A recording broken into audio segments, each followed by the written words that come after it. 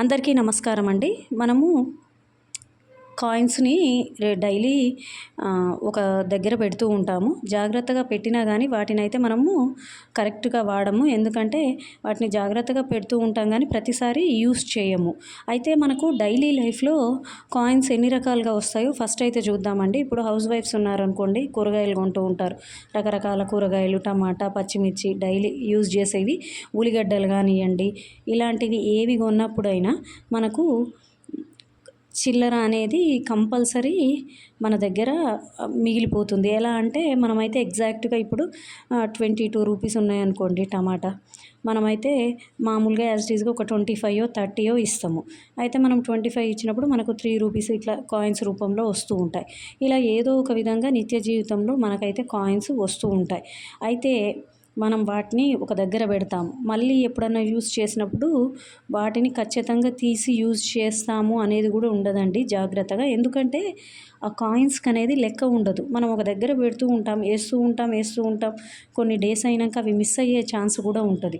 అలాగే కిరాణం తెచ్చినప్పుడు కూడా అండి, మనము కిరాణం తెస్తూనే ఉంటాం. ఏవైనా సరే ఉప్పులు, పప్పులు ఎటువంటివి అయినా చిన్నవి అయిపోయినా జీలకర్ర ప్యాకెట్స్ అని, షాంపూ ప్యాకెట్స్ అని ఇలా అయినా కావచ్చండి. మనము తెచ్చినప్పుడు ఏమవుతుందంటే మనకు కంపల్సరీ ఎగ్జాక్ట్‌గా మనీ ఇయ్యలేకపోవచ్చు చాలాసార్లు. అటువంటప్పుడు మనం ఏం చేస్తామంటే మనము ఒక 480 రూపీస్ అయిందనుకోండి, అన్నీ తెచ్చుకున్నాం ఇంట్లో.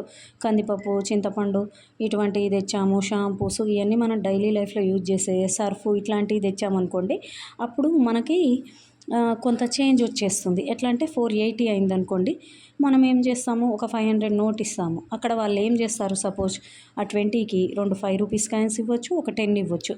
ఇలా జరుగుతూ ఉంటుంది. అలాగే పిండి పట్టించడము, పిండి కానీ గోధుమ పిండి ఇటువంటివి మనము అంటే గోధుమలు పట్టించడము, బియ్యం పట్టించడము, రాగులు, శనగపిండి ఇలా రకరకాలుగా పట్టిస్తూ ఉంటాం కదా. ఇలా పట్టించినప్పుడు ఏమవుతుందంటే కేజీ ఒక 9 రూపీస్ అలా ఉందనుకోండి, మనం 10 ఇస్తాం, 1 రూపీ మిగిలిపోతుంది. దాన్ని తీసుకొని వస్తాము. 1 రూపీనో 2 రూపీసో వస్తాయి. మిగిలితే వాటిని తీసుకొని వస్తాము, ఎక్కడో పెడతాము. జాగ్రత్తగా పెట్టినా పర్స్లో పెట్టుకున్నాం అనుకోండి, వాటినైతే మనము మళ్ళీ యూజ్ చేద్దామన్నా మనకు ఒక్కోసారి మిస్ అయ్యే ఛాన్స్ ఉంటుంది. అలాగే టిక్లీస్ అండి, టిక్లీసు, బ్యాంగిల్స్ ఇటువంటి ఫ్రీక్వెంట్గా లేడీస్ తీసుకుంటూనే ఉంటారు. అయితే ఈ టిక్లీస్ ఉన్నాయి కదా, ఈ టిక్లీస్ ఏమవుతుందంటే వీటి 6 రూపీస్ ఉందనుకోండి, అది మనం 10 ఇచ్చేస్తాము. అటువంటప్పుడు మనకేమవుతుంది, 4 రూపీస్ వచ్చేస్తాయి. అయితే అప్పుడప్పుడు ఏమవుతుందంటే కొందరు 1 రూపీ కాయిన్స్ 4 ఇస్తారు, 2 రూపీస్ ఇలా ఇస్తారు కదా. అయితే మీరు మెయిన్గా చేయాల్సింది ఏంటి అంటేనండి, మీకు ఒక రోజులో ఎలా మిగులుతున్నాయి అనేది చూసుకోవాలి. ఇప్పుడు 2 రూపీస్ కాయిన్స్ మిగిలాయండి ఈరోజు, అవి సపరేట్గా పెట్టుకోండి. 1 రూపీ కాయిన్స్ మిగిలినవి 1 రూపీ సపరేట్గా, 5 రూపీస్ కాయిన్స్ మిగిలినవి 5 రూపీస్ సపరేట్గా ఇలా పెట్టుకున్నారనుకోండి, మీకు ఒక క్లారిటీ ఉంటుంది. ఓహో, ఇన్ని మిగిలాయి డబ్బులు అనేది. అన్నీ కలిపేశారనుకోండి, మీకు ఐడియా ఉండదు 2 రూపీస్ కాయిన్స్ ఎన్ని ఉన్నాయి, 1 ఎన్ని ఉన్నాయి, 5 ఎన్ని ఉన్నాయి, అసలు ఎంత మనీ అనేది సేవ్ అవుతుందనేది మీకు ఎట్టి పరిస్థితుల్లో అర్థం కాదండి. అందుకని మీరు కంపల్సరీ ఐరన్ బట్టలు చేయించినప్పుడు, ఇప్పుడు బట్టలు అంతే కదండి, ఒక జత ఒక 26 27 ఇలా ఉందనుకోండి, 3 రూపీస్ మిగులుతాయి. మనం అవి ఎక్కడో వేస్తాం. అవి మనము మళ్ళీ యూస్ చేద్దామన్నా కొంత నిర్లక్ష్యం కారణంగానో, చేంజే కదా అని ఎక్కడో పెట్టడం వలనో అవి మనకు యూస్ఫుల్గా ఉండవు. అదైతే కొంత లాస్ అయినట్టే కదా అండి. అలాగే ఉద్యోగస్తులు ఉంటారు, ట్రావెలింగ్ చేస్తూ ఉంటారు డైలీ, అంటే ఆటోస్కి వెళ్తూ ఉంటారు, కొందరు బస్సెస్కి వెళ్తూ ఉంటారు. ఇలాంటప్పుడు కూడా చాలా అవసరం అండి చేంజ్. మీరు ఎప్పుడైతే ఇలాంటి 2 rupees, 1 rupee coins, 5 rupees coins అని ఇట్లా సపరేట్గా పెట్టుకున్నారనుకోండి, మీకేమవుతుందంటే మీరు ఎక్కడన్నా చేంజ్ ఇవ్వాల్సి వచ్చినప్పుడు మీరు ఇచ్చే అవకాశం ఉంటుంది. అలాగే మనకు ఇప్పుడు ఏదో బస్సులో వెళ్తున్నామండి, టికెట్ ఉంది, టికెట్ ఒక 43 రూపీస్ ఏదో ఉందనుకోండి, మీరు 50 ఇస్తారు. 50 ఇచ్చారనుకోండి, తను 8 ఇవ్వాలంటే చాలా కష్టం. తర్వాత ఇస్తా అనడము, లేదా ఏదైనా మనము హర్రీ బరీగా మన స్టాప్ వచ్చినప్పుడు దిగిపోవడము ఇలా జరుగుతుంది. మన మనీ అయితే కొంత లాస్ అవుతాము. అలా కాకుండా మనము ఈ సేవ్ చేసుకున్న వీటిని కంపల్సరీ మనం డైలీ అనుకొని ఇంత ఇంత అవుతుంది కదా అంటే, డైలీ ట్రావెల్ చేసే వాళ్ళకు ఒక ఐడియా ఉంటుంది. కొంత మనీని అట్లీస్ట్ 10 కాయిన్స్ అలా ఉన్నాయనుకోండి, వాటిని మీరు తీసుకెళ్ళారనుకోండి, మీకేమవుతుందంటే చాలా ఈజీగా ఉంటుంది. మీరు ఎగ్జాక్ట్‌గా ఇచ్చేయొచ్చు కదా మనీ. అదెప్పుడు మీరు ఈ చేంజ్‌ని సేవ్ చేసుకున్నప్పుడు. లేకపోతే కొన్నిసార్లు మనమే లాస్ అవ్వాల్సి వస్తుంది. అలాగే ఇప్పుడు ఉద్యోగం చేసేవాళ్ళు గానీ, ఎవరైనా సరే కొంచెము ఫ్రీక్వెంట్‌గా బట్టలు కొన్నప్పుడు కొంచెము మామూలుగా ఒక యావరేజ్‌గా కొంటూ ఉంటారు. జెంట్స్ గానీ, లేడీస్ గానీ. అలాగే పిల్లలకు బొమ్మలు ఇలా కొంటూ ఉంటాం గదా! ఎప్పుడైనా ఇటువంటివి కొన్నప్పుడు కూడా మనకు చిన్న చిన్న బొమ్మలు, పెద్ద పెద్ద బొమ్మలు కాదండి. ఏవో 99 రూపీస్ అని, 90 అని ఉంటాయి. మీరు ఏం చేయాలంటే ఇది 1 రూపీనేగా, 2 రూపీనే అని కాకుండా వీటిని మీరు జాగ్రత్తగా డైలీ లైఫ్‌లో వాటిని కరెక్ట్‌గా పెట్టుకుంటూ ఉండాలి. అలాగే పిల్లలు ఉంటారు. వాళ్ళు బుక్స్ అని కొంటూ ఉంటారు. ఎరేజర్స్, షార్ప్నర్స్ పెద్ద పిల్లలు అనుకోండి పెన్స్ కొంటూ ఉంటారు. అలాగే క్రేయాన్స్ కొంటూ ఉంటారు.